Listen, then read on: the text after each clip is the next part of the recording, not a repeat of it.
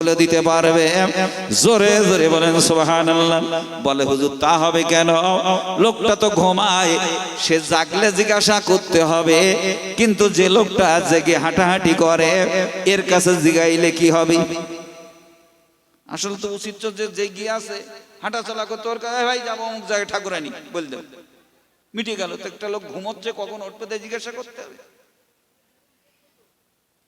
আমাদের ইমামে আজম ডাক দিয়া বলে, খ্রিস্টান তুমি আমারে অত ছোটখাটো মনে করো না, আল্লাহ কোরআনের জ্ঞান দিয়েছি, এই জন্য তোমাকে বললাম ঘুমান্ত লোকটা জাগ্রত হলে রাস্তা জিগাইবা।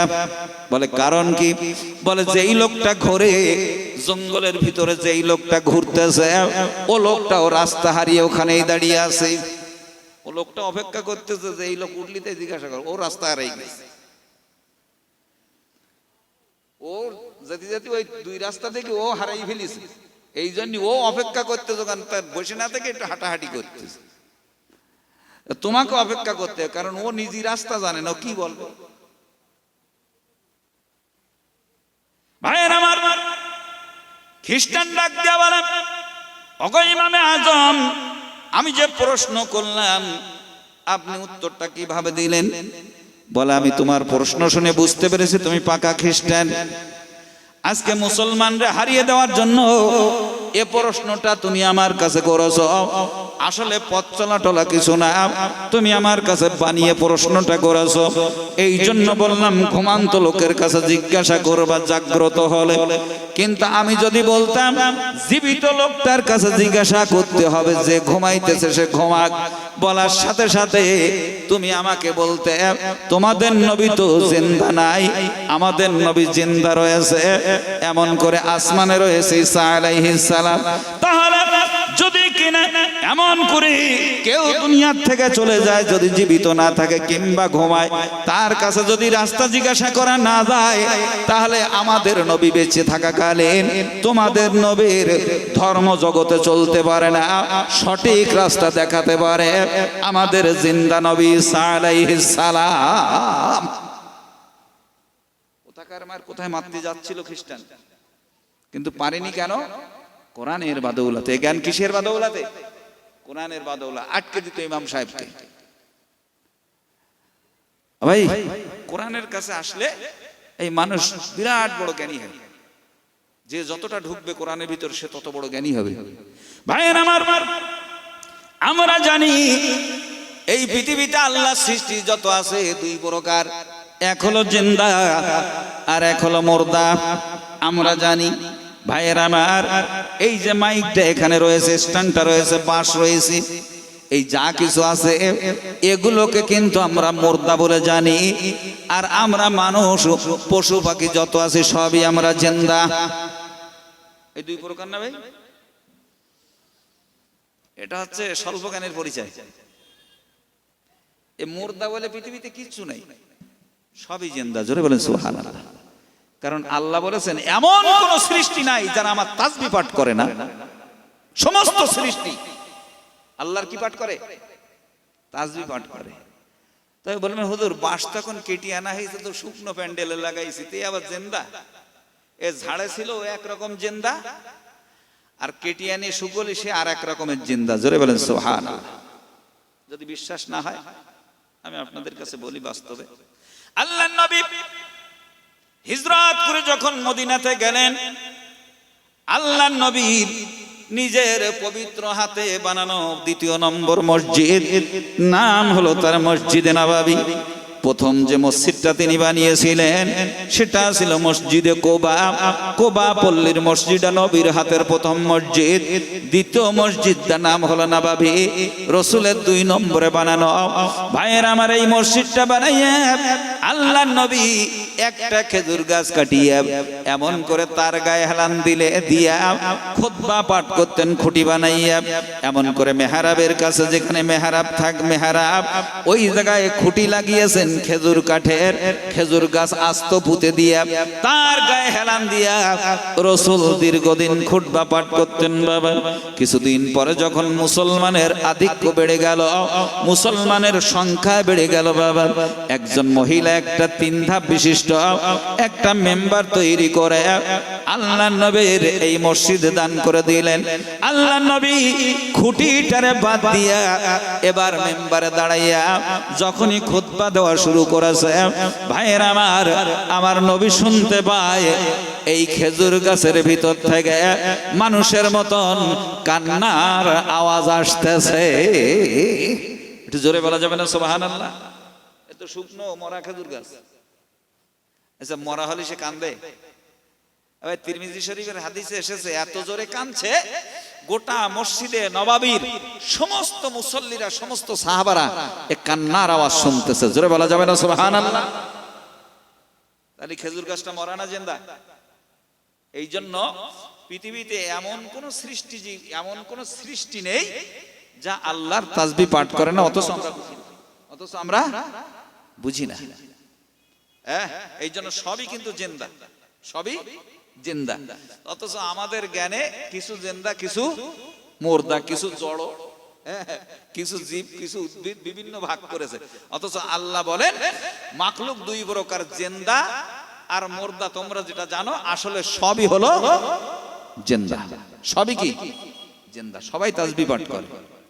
ভাইয়ের আমার, আমি আরো আপনাদের কাছে বলি বাবা, ভাইয়ের আমার 6,70,000 বানি ইসরাইলদেরকে নিয়ে যখন মুসা আলাইহিস সালাম লোহিত সাগরের পাড়ে গেছে বাবা, ডাক দিয়া বলে মাবুদরি সাগরের পাশে আসলাম তোমার কথা শুনিয়া, হিজরত করলাম, দেশ ছাড়লাম, এখন সাগর এসে গেছে, লোহিত সাগর, পার হব কেমন করে? আল্লাহ ডাক দিয়া বলে তোমার হাতে ওইটা কি? বলো। বলে এটা তো একটা লাঠি। ডাক দিয়া বলছে শোনো, ওই লাঠি দিয়া ফাদরিবু ফাওকাল ফাদরিবু, এমন করে তুমি আঘাত করো, আসাকাল বাহার, তোমার ওই লাঠি দ্বারা দরিয়ার উপরে আঘাত করো, দরিয়ার উপরে আঘাত করো। আচ্ছা মুসা নবী তো বলতে পারতেন একটা লাঠি দিয়ে যদি পানিতে আঘাত করা তা কি খানিকটা পানি নড়িয়ে ওঠে, লাফ মেরে ওঠে, এই ছাড়া তো আর কিছু না। মুসা নবী কোনো প্রশ্ন করলেন না। আসলে গোলাম যে হবে মালিকের কোনো কথায় প্রশ্ন সে করবে না, এর নাম হলো গোলাম। এর নাম কি? দাসত্ব। মুসা নবী তো বলতে পারতেন আল্লাহ বাড়ি মারলি তো লাফ মারবে, পানি চলকে উঠবে, কিছুটা লাফিয়ে উঠবে, কিন্তু তা না বলে যেহেতু মালিক বলছে আমি তার গোলাম, দেখি না আঘাত করে। যে আঘাত করেছে সঙ্গে সঙ্গে আল্লাহ পাক রব্বুল আলামিন পানিটাকে জমাট করিয়া ওয়ালের মতন দাঁড় করায়া দিছে। এইভাবে করে ওই সাগরের ভিতরে 12টা রাস্তা বানায়া দিছে। জোরে জোরে বলেন সুবহানাল্লাহ। তাহলে রাস্তা হয়ে গেল কার হুকুমে? জোরে বলেন আল্লাহর হুকুমে রাস্তা হয়ে গেছে। এই 6,70,000 বানি ইসরাইল নে পার হয়ে গেল। আচ্ছা পানি মুর্দা হলি কথা শুনতো? তাহলে পানি যে জিন্দা প্রমাণ আছে না নেই? পানিও জীবিত। আচ্ছা যাক আরেকটু বলি, এ ভাই পার হয়ে গেল, ফিরাউন দলবল নিয়ে ঢুকেলো না? এইবার পানি সমান হয়ে গেল, ফিরাউন দলবল সহ ডুবে মারা গেছিল। আচ্ছা এখানে কিন্তু আল্লাহর হুকুম ছিল না, এখানে কিন্তু আল্লাহ বলেনি শেষ করে দাও, কিন্তু এই রাস্তা হওয়ার বেলা আল্লাহ বলেছিল রাস্তা তৈরি হয়ে যাও, আমার বন্ধু পার হবে। মুসা নবী নিরাপদে পার হয়ে গেল, কিন্তু শত্রু যখন ঢুকেছে আল্লাহর বিনা হুকুমে পানি মিল হয়ে একত্রিত হয়ে তাকে ডুবিয়ে মারল। তাহলে বোঝা গেল পানি বোঝে যে কেডা আল্লাহর বন্ধু আর কেডা আল্লাহর দুশমন, কারে মারতে হবে আর কারে বাঁচাতে হবে এ বুঝ পানির ছিল। এ কথা বুঝে আসছে? তাহলে পানি কি? পানির এক নাম জীবন, যার যার নাম জীবন সে মরা হয়। এজরে বলেন অথচ আমরা বলতে ওরা মরদা, কেউ মরে না, সব জিন্দা, সব আল্লাহ তাসবিহ পাঠ করে। অথচ আমরা কিছু অলস আল্লাহ স্মরণ করি না। অলস না আবু জাহেল মার্কা, অলস হলেও হতো, রাগ করবেন না ভাইয়েরা আমার। পাহাড়কে মুর্দা বলতে পারেন বাবা। এই আবু জাহেল এমন করে নবীদের কাছে আসছে 6টা পাথর টুকরা নিয়ে। কয়টা? 6টা পাথরের টুকরা হাতে নিয়ে এসেছে নবীদের দরবারে। ডাক দিয়া বলে, মুহাম্মদ, আমার হাতের ভিতরে কি আছে যদি তুমি বলতে পারো।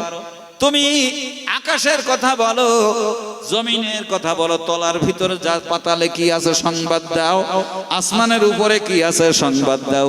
সেখানে আমরা যেতে পারবো না। তুমি যা ইচ্ছা তাই বলো, আর বিশ্বাস করতে হয়। এই জন্য অত দূরে যেতে হবে না, আকাশ পাতালের খবর শোনাতে হবে না। আমার এই হাতের মুঠোর ভিতরে কি আছে যদি বলতে পারো, আমি কলেমা পড়ে মুসলমান হয়ে যাব। ভাইয়ের আমার, এই হাতের ভিতরে বেঈমান 6টা পাথর কণা নিয়েছে। কয়টা? 6টা। আমরা অনেকে বলি এক মুঠ না, গুনে গুনে 6 পিস। তো ওইতে চাচা তোমার হাতে কি আছে ওইটা বলে দেওয়া ভালো হবে, না হাতে যা আছে সে যদি আমারে চিনিয়ে দেয় সেটা ভালো হবে? হাতে কে বা কি ওটা বললে ঠিক হবে, না ওরা যদি বলে আমি কে এটা ঠিক হবে না বেশি? তো তাই হয়। বলতে কেন হবে না? বুঝতে আমার হাতে যা আছে কথা বলতে পারে না। বলতে কে বলেছে? সবাই কথা বলতে পারে, অথচ আমরা বুঝি না। জোরে বলেন সুবহানাল্লাহ, সুবহানাল্লাহ। ভাই এইরকম যখন কথা হচ্ছে, আবু জাহেল দেখতে পাচ্ছে, বুঝতে পারছে হাতের ভিতরে পাথর নড়তেছে। সুবহানাল্লাহ বলবেন না? হাতের ভিতরে কি পাথর নড়াচড়া করতেছে, আর পাথরের ভিতর থেকে আওয়াজ এসে গেল, এ আবু জাহেল, তুমি হয়তো মুহাম্মদ রে চেনো না, আমরা পাথর জিন্দা, আমরা মুহাম্মদকে চিনি, ইনি হলেন বেশক আল্লাহর পয়গম্বর। জোরে চিল্লা বলেন সুবহানাল্লাহ। পাথরগুলো ছুড়ে দিয়া ডাক দিয়া বলতেছে, মুহাম্মদ তুমি হলে বড় জাদুকর। জোরে জোরে বলেন নাউজুবিল্লাহ। এখন আপনারা বলেন, এই আবু জাহেল রে নবী ওয়াজ শোনাইছে না দেখাইছে? দেখাইছে না, অথচ জাদুকর বলে চলে গেছে। ভাই আবু জাহেল রাসূলের কাছে এসেছে, একটা খেজুর পুড়িয়ে ছাই মতন করে নিয়েছে।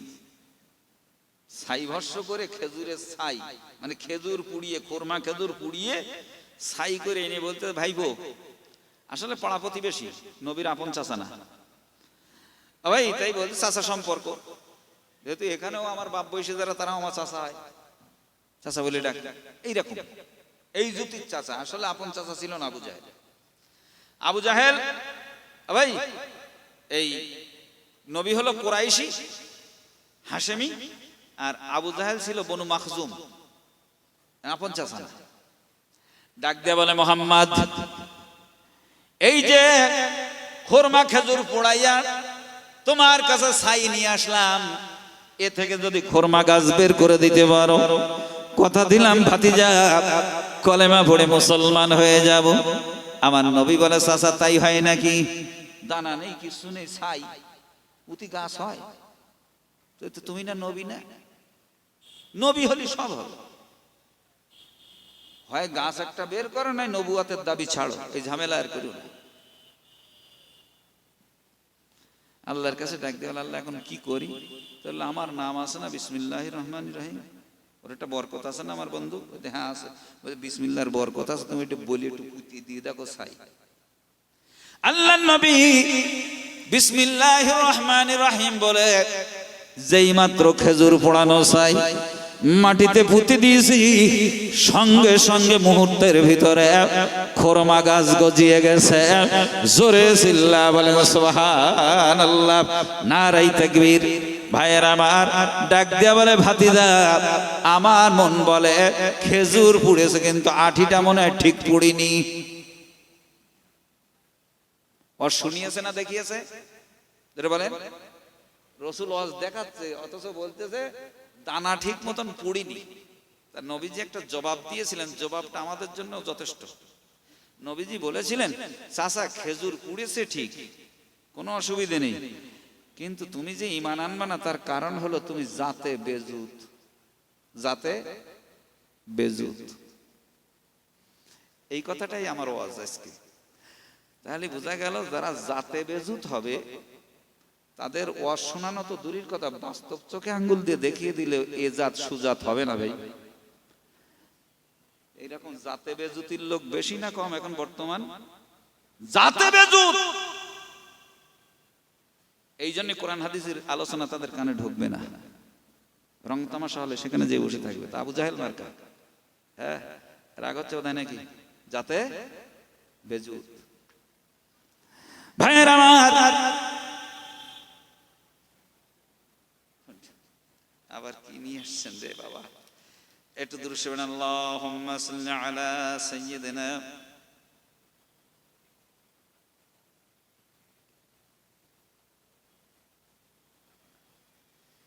আইটেম দিয়েছেন এই সাবজেক্টে তো দুনিয়া মানে আমার মানে আলোচনার সময় তাতে ও সাবজেক্টের বলাও যায় না, তবে একটু ধরিয়ে দেব, অসুবিধা নেই। যিনি বলেছেন ভাই, তাহলে জাতে বেজুত আমাদের অবস্থা আবু জাহেলের চাইতে অনেকের কম নেই বাবা, রাগ করবেন না। এবার বাড়িতে গেছে, বাড়িতে যাইয়া খেজুরের ভিতর থেকে দানাটারে বের করে নিয়ে খালি শ্বাসটুকু এনে বলে, মোহাম্মদ আগে হয়তো আটিটা ঠিক মতন পুড়ি নাই, এই জন্য আটিরে বাদ দিয়া শুধু এমন করে শ্বাসটুকু আনলাম, এইটা দিয়ে যদি খুরমা গাছ বের করে দিতে পারো মুহূর্তের ভিতরে আমি মুসলমান হয়ে যাব। আল্লাহ নবী বলেন, চাচা দানাবিহীন কেমনে গাছ হয়? বলে, ভাতিজা নবী হলে সবই সম্ভব হয়। এগুলো রাসূলের মর্যাদা, রাসূলের মর্যাদা। আল্লাহ নবী এমন করে শ্বাসগুলো হাতে নিলেন, বিসমিল্লাহির রহমানির রহিম বলিয়া মাটিতে পুঁতে দিছে। আবু জাহেল একটু দূরে দাঁড়ানো, যেই মাত্র শ্বাস পুঁতে দিয়েছে সঙ্গে সঙ্গে বড় ধরনের খোরমা গাছ বেরিয়ে গেছে। জোরে চিল্লা বলেন সুবহানাল্লাহ। ডাক দিয়া বলে, ভাতিজা এতদিন জানতাম তুমি ছোট জাদুকর, আজকে বুঝলাম তুমি একজন বড় জাদুকর। আমার নবী বলেন, চাচা আসলে তুমি জাতে বেজুত, এই জন্য তুমি আমার জাদুকর মনে করো, আসলে আমি হলাম আল্লাহর পয়গম্বর। জোরে জোরে বলেন সুবহানাল্লাহ। আল্লাহ নবী ভিক্ষার দুটা হাত তুলে বলে, মাবুদ এমন করে জাদু বলে আর জাদুর বলে এই গাছটা নাকি আমি তৈরি করেছি। মাবুদ রে, জাদুর এমন করে আসর ক্রিয়া নষ্ট হয়ে যায় অল্পক্ষণের ভিতরে, একদিন দুদিন পরে জাদু আর থাকে না। এই জন্য আল্লাহ তুমি যদি গাছটা নষ্ট করে দাও তাহলে কিন্তু সবাই আমাকে জাদুকর বলবে, আবু জাহেলের কথা তারা বিশ্বাস করবে। এই জন্য দয়া করে মেহেরবানি করে আল্লাহ গাছটাকে ধ্বংস করে দিও না। আল্লাহ ডাক দিয়ে বলে, বন্ধুরা তোমার খাতিরে আমি আল্লাহ পাক রব্বুল আলামিন গাছটা রেখে দিব, এবং শুধু গাছটা থাকবে না, তার বংশফলা বৃদ্ধি হবে। কিয়ামতের আগের দিন পর্যন্ত আটিবিহীন খেজুর গাছ দুনিয়ার জমিনে থাকবে, বাস্তব প্রমাণ হিসাবে। জোরে চিল্লা বলেন সুবহানাল্লাহ, নারায়ে তাকবীর। অথচ আবু জাহেল এই ভণ্ড ফিরাউন, এর নসিবে ঈমান হলো না ওয়াজ দেখানোর পরেও। এই জন্য অনেকে আমার বলে, হুজুর এত ওয়াজ হয় কিন্তু মানুষ হেদায়েত হচ্ছে না। কিন্তু ওয়াজ হয় আর নবীজি ওয়াজ দেখায় তাই হয়নি, ওয়াজ দেখিয়েছে তাও হয়নি, তাহলে শুনি আর কি হবে? হ্যাঁ, আসলে আমাদের ভাবতে হবে আমি জাতে সুজুত না জাতে বেজুত। এখানেই ওয়াজ শেষ হয়ে যাবে, আর শুনতে হবে না। যদি আমি সুজুত হই এক ওয়াজেই জীবন ধন্য হয়ে যাবে। ভাই ইমাম গাজ্জালি হুজুর তিনি তার কিতাবে লিখেছেন, জীবনে মানুষ যদি একটা ওয়াজ গ্রহণ করে, আমি গাজ্জালির একটা ওয়াজ যদি সে কানে বেঁধে রাখে এবং আমল করে, লোকটা ডাইরেক্ট আল্লাহ জান্নাতে চলে যাবে, কোনো প্রতিবন্ধকতা মিডিলে থাকবে না। জোরে বলেন সুবহানাল্লাহ। একটা ওয়াজ গাদা গাদা শুনতে, সে ওয়াজটা তিনি করেছেন, লিখেছেন কি ভাই, কোন এক দেশে ভাই রাজা বাদশাহ যারা হতো নিয়ম ছিল 5 বছর পর্যন্ত করতে পারবে, তার বেশি না। তারপরে কি হবে, 5 বছর যেই পূর্ণ হবে সঙ্গে সঙ্গে তাকে জাহাজে চড়াইয়া দ্বীপান্তরে ফেলে দিয়ে আসা হবে, আবার একজন নতুন বাদশা সিংহাসনে বসবে। তুমি 5 বছর যা ইচ্ছা তাই করবা, তোমাকে কেউ কিছু বলবে না, যা খুশি তাই করবা। কিন্তু 5 বছর যে হয়ে যাবে, তোমাকে জাহাজে তুলিয়া দ্বীপান্তরে পাঠানো হবে। সেখানে না খেয়ে শুকিয়ে শুকিয়ে তিলে তিলে তুমি মারা যাবা। সিল শগুনের খোরাক হবা, তোমাকে সেখানে খাদ্য খোরাক দেওয়া হবে না। এ ছিল দেশের নিয়ম। আমাদের দেশে হেরে গেলেই ব্যাস হয়ে গেল, কিন্তু সে দেশের নিয়ম 5 বছর পরেই দ্বীপান্তর। এই করে হাজারো রাজা বাদশা শেষ। কিন্তু 5 বছর পুড়িয়ে গেলি বাপ, 1 মাস আগের তো খাওয়া বন্ধ, খেয়ে এরকম হালকা লিকে হয়ে যায়, লাস্টে দড়ি দড়ি দিয়ে বেঁধে জাহাজে করে পাঠিয়ে দেয়। কত কান্নাকাটি করে বাপ। কিন্তু এই যে 5 বছরের আগে 4 বছর 11 মাস জন্মের খাওয়া খেয়ে বিরাট মোটা সোটা শরীর, কিন্তু 1 মাস আগে তো তখন ওর মাথায় ব্রেনে খেলে যে তাই তো আমার চলে যেতে হবে। এই না খেয়ে কে শক্তি মাছ ভাই। এখন এইরকম করে করে হাজারো রাজা বাদশা গেছে, কারো কাণ্ড জ্ঞান ফিরিনি, কারো জ্ঞান ফিরিনি। আসলে জ্ঞান ফেরবে কি করে? আসলে কোরআনের ধারে ভাড়েই তো আসেন, কোরআনের ধারে পাশেই তো আসেন, তাহলে জ্ঞান ফেরবে কি করে? ভাইয়ের আমার, এবার 2-1 জ্ঞানী ব্যক্তি যারা ছিল, এখন তো সিংহাসন পাওয়ার আশায়, চেয়ার পাওয়ার আশায় মানুষ কত টাকা খরচ করে বাবা, কত কি করতেছে বাবা, চিটিংবাজি করতেছে বাবা, কত মিথ্যা বলতেছে, কত মারামারি করতেছে বাবা। ভাইয়ের আমার, কিন্তু সে জামানায় ওই রকম ছিল বটে, কিন্তু জ্ঞানী মানুষ যারা, তারা কিছু ছিল, কিন্তু তারা সিংহাসনে বসতে চায় না। লোকজন যখন বলে সিংহাসন খালি, আপনারা কেউ সিংহাসনে বসে দেশ চালান, বলে আমরা তোদের মতন রাম ছাগল না, ওখানে বসাতে পারলি তো 5 বছর পরে কপালে আদা বাটা দেওয়া, ওর মধ্যে আমি যাবো না, কেউ আর বসানো, দেশ খালি। বাদশা আর কেউ হতে চায় না। এখন বিদেশ থেকে এক ভিখারি যুবক ভিক্ষে করতে গেছে ওই দেশে গেছে, যে শোনে এদেশে বাদশা নেই। তা কিছু লোকের ডেকে হইতে আছে, আমার যদি বাদশা, আমি যদি বাদশা হইতে আমারে বানিয়ে দেবে বাদশা?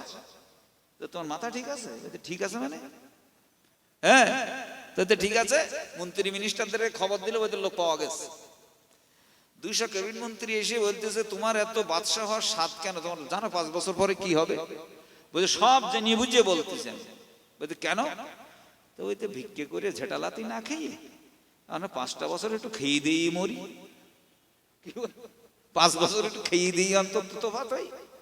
হ্যাঁ, লোকে যা 2-1 মুঠো করে চাল দিল, সে থলি ওর কাছে কিনতে ভাই। ক্যাবিনেট মন্ত্রী বলতে এই একটা পাওয়া গেছে পাগল, দে বসাই।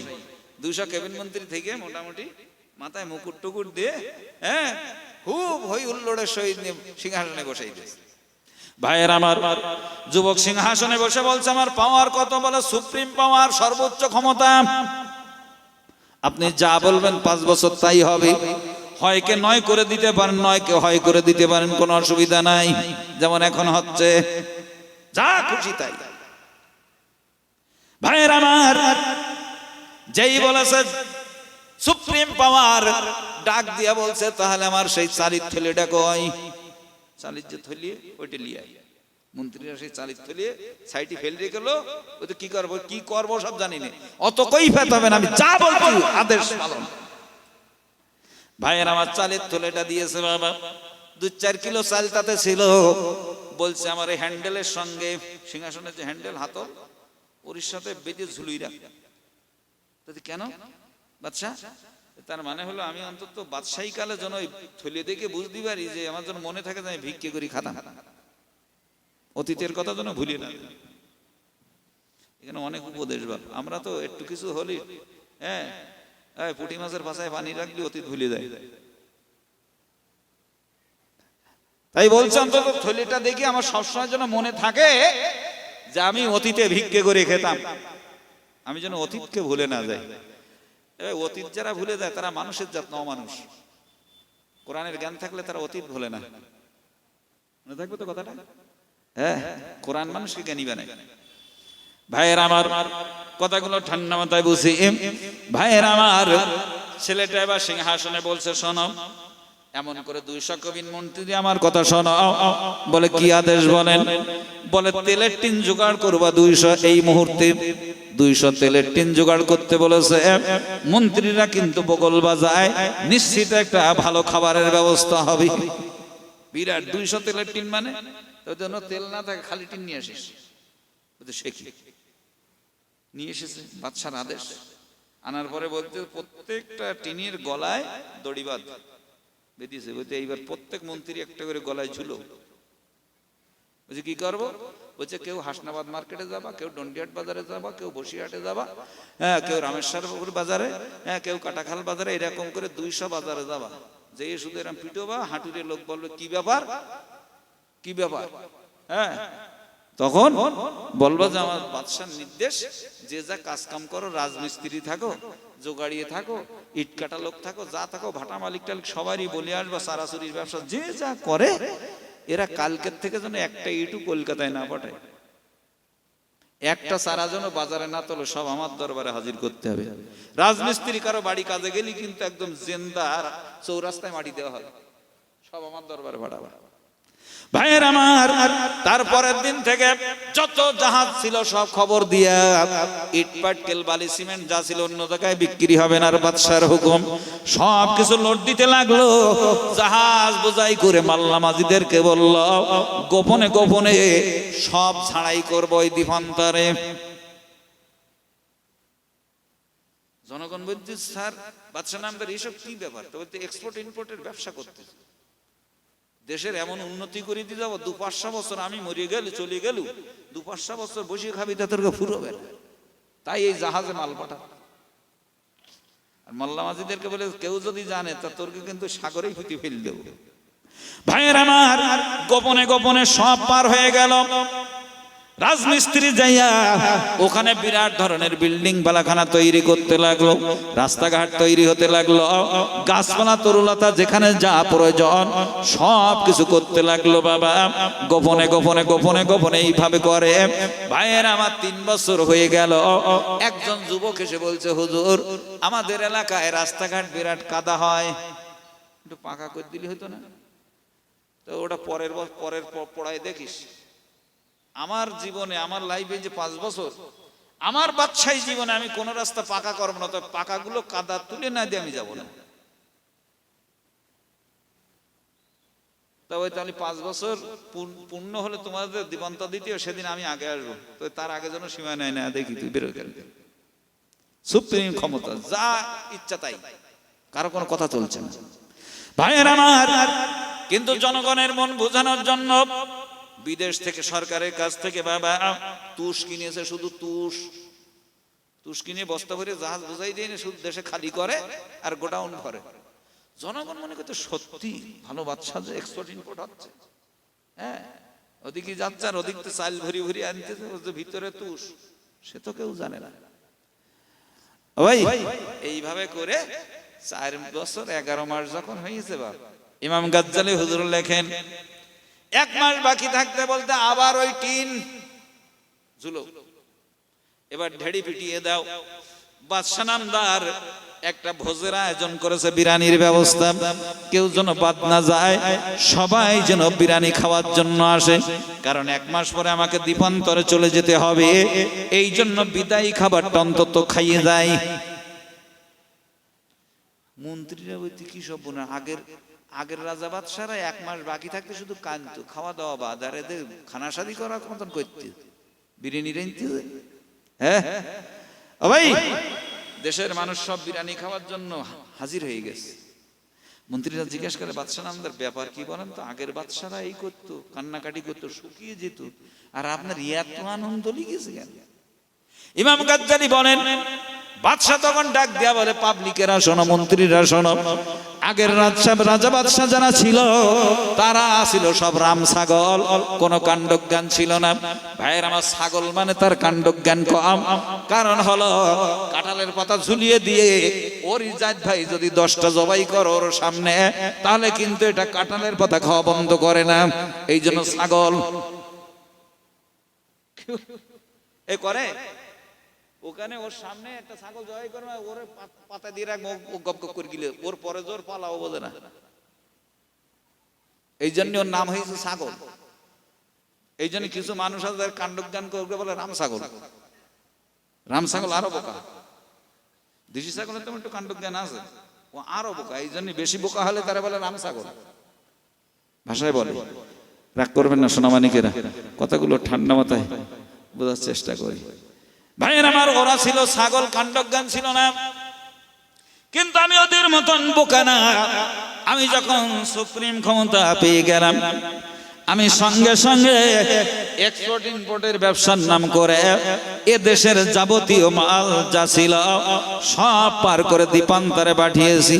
আমি সেখানে যতদিন থাকবো আমার খাওয়া পড়ার অভাব হবে না। যদি সেখানে আমি 50 বছর জিন্দা থাকি, তা আমি ওখানে 2-4 হাজার বছরের খাবার পৌঁছে দিয়েছি। রাস্তাঘাট, বিল্ডিং, বালাখানা, সেখানে একটা কায়দা কানুন আমি করে ফেলেছি। তবে এখানকার ওখানে মাল পার করতে যাইয়া এত দেনা হয়ে গেছে, এই দেশ 500 বছরেও দেনা শোধ হবে না। যা চাল তুলে দিয়েছেন নুন দিয়ে খাবো, আমি অত বোকা না চাল কিনে দিয়ে যাবো। একটাও চাল নেই, এরা যে বস্তা যেটা খোলে সেটা তুষ, যেটা খোলে সেটা তুষ। ও ভাইজান আসতে দেখে, তাহলে তো ওহো আসলে তো মুশকিল হয়ে গেল। হ্যাঁ যাই হোক, ভাইজান আসতে যখন আসলে আমি ছেড়ে দেবো। ভাই তাহলে এবার যেই বলেছে, হ্যাঁ যেই দেখে সব তুষ, বলতে হুজুর আমরা আর এদেশে থাকবো না, আপনার সাথে দ্বীপান্তরে যাবো। তবে তাহলে দ্বীপান্তরটা সুপান্তর করতে আমার অনেক সময় লেগেছে, অনেক বুদ্ধি বেরেন খাটাতে হয়েছে। যার দ্বীপান্তর সেই সুপান্তর করতে হবে, তাহলে সেখানে গেলে তোমরা ঠিক থাকতে পারবে। এই জন্য বাবা আল্লাহ নবী বলেন, আল কাইয়্যিসু মান দানা নাফসাহু ওয়া আমিলা লিমা বাদাল মাউত। আল্লাহর হাবিব বলেন, পৃথিবীতে সেই ব্যক্তি হলো সবথেকে বড় জ্ঞানী, যে নাকি নিজেকে চেনে এবং পরকালের জন্য কামাই করে। ভাইয়ের আমার, নিজেকে যারা চেনে যে আমি কে, কোথা থেকে আসলাম, কে আমার মালিক, কোথায় যেতে হবে, এইভাবে করে নিজেকে যে নিজে চেনে, সেই হলো বুদ্ধিমান। আর পরকালের পাথর যারা জোগাড় করে, এরাই হলো সব থেকে বড় বুদ্ধিমান। জোরে জোরে বলেন সুবহানাল্লাহ। ভাইয়ের আমার, আমি বলতেছিলাম পৃথিবীতে যাদেরকে আমরা মুর্দা মনে করি, তারাও কিন্তু সবাই জিন্দা। ভাইয়ের আমার, আগুন জিন্দা না মুর্দা? জিন্দা না? জিন্দা না হলে মরার সাথে আল্লাহ কি কথা বলবো? আল্লাহ হুকুম করলে আগুন ঠান্ডা হয়ে যাও, শান্তি দাও। আগুন কথা শুনেছেন না শুনিনি? আগুনের জবান খুলে গেছে। নমরুদ ডাক দিয়া বলে, আগুন রে, তোরা জীবনে বহুদিন ধরে পুজো করলাম, তোরে আমি এত সুন্দর করে জ্বালাইলাম, এখন আমার কথা শোনো না, তুই কি ইব্রাহিমকে পড়াইতে পারিস না? ডাক দিয়া বলে, মাবুদ রে, আমার জবানটা মানুষের মতন করে খুলে দাও। ভাইয়ের আমার, আগুনের জবান আছে, তবে মানুষের মতো নয় বাবা। তাই ডাক দিয়া বলে, আল্লাহ আমার জবান খুলে দাও। ভাইয়ের আমার, আগুনের জবান আল্লাহ খুলে দিলেন। সঙ্গে সঙ্গে আগুন ডাক দিয়া বলতেছে, নমরুদ, আমি জ্বালাবার ক্ষমতা ভুলি নাই, আমি পোড়াবার ক্ষমতা ভুলে যাই নাই। যদি পরীক্ষা করতে চাস, তুই একবার এসে দেখ, মুহূর্তের ভিতরে তোর গোষ্ঠী জ্বালাইয়া দিব, কিন্তু ইব্রাহিমের পশম জ্বালাইতে পারি না। জোরে জোরে বলেন সুবহানাল্লাহ। তাহলে পৃথিবীতে যা কিছু আছে ভাইয়ের আমার, সব কিছু জিন্দা বাবা। আবার একটা মানুষ, আল্লাহ পাক রব্বুল আলামিন মানুষকে আশরাফুল মাখলুকাত বলেছে বাবা, সৃষ্টির সেরা। কি বলেছে? সৃষ্টির সেরা বলেছে। কেন ভাই? সব সৃষ্টির ভিতরে সবকিছু নেই, সব সৃষ্টির ভিতরে সবকিছু নেই, কিন্তু মানবের ভিতরে আল্লাহ সবকিছু দিয়ে রেখেছে দুনিয়ার। যেটা বলেন সুবহানাল্লাহ।